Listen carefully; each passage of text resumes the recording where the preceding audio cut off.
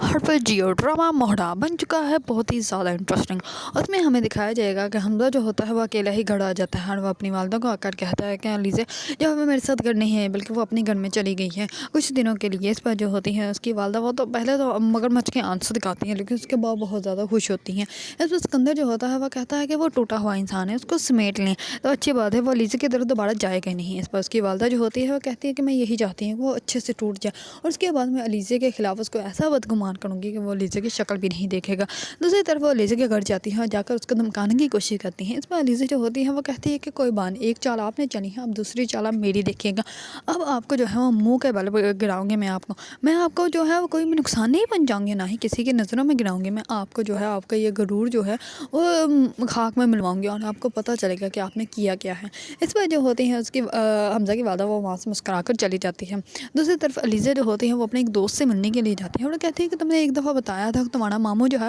وہ income tax میں ہے۔ اس پر وہ کہتا ہے کہ ہاں۔ اس پر وہ کہتی ہے کہ ایک عورت ہے جس کے خلاف جو ہے مجھے لگتا ہے کہ وہ جو ہے